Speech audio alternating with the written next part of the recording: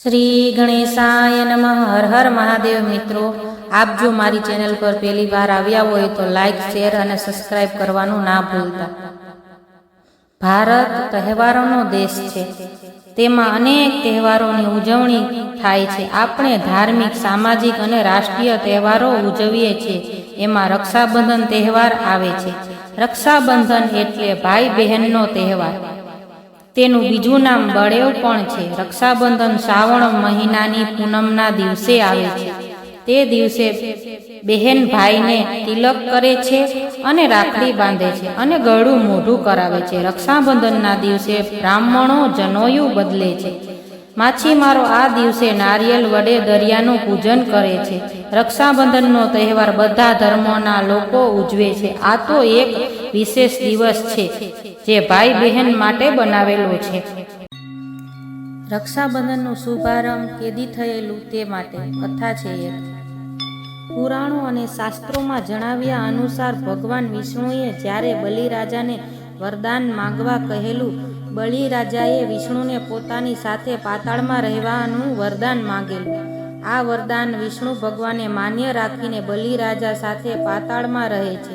લક્ષ્મીજી ભગવાન વિના એકલા પડી જાય છે. ત્યારે લક્ષ્મીજી નારદજીના બતાવેલા ઉપાયથી બલિરાજાને પોતાનો ભાઈ બનાવીને રાખડી બાંધે છે. બદલામાં ભગવાન વિષ્ણુને બલિરાજા પાસેથી છોડાવી લે છે. બસ ત્યારથી જ આ પર્વ પરંપરાગત રીતે ઉજવાય છે. રક્ષાબંધનનો અર્થ.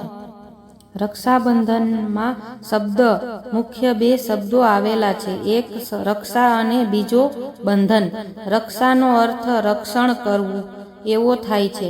રક્ષાબંધનને દિવસે ભાઈ બહેન પાસે રાખડી બંધાવી બહેનની રક્ષા કરવાનું વચન આપે છે. પરંતુ શું માત્ર બહેન જ રક્ષણની જરૂર હોય છે, ભાઈને નહીં? જો ભાઈ 3 વર્ષનો હોય અને બહેન 15 વર્ષની હોય તો નાનો ભાઈ મોટી બહેનની કેવી રીતે રક્ષા કરી શકે?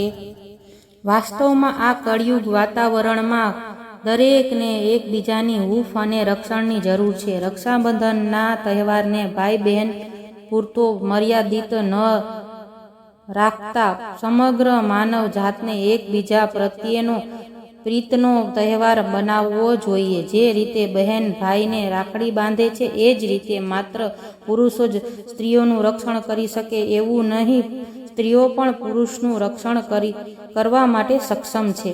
રક્ષાબંધન એ સ્ત્રીના સન્માનનું પર્વ છે. દરેક દેશની દરેક સ્ત્રીઓને પોતાની બહેન માનીને તેનું રક્ષણ કરવું જોઈએ.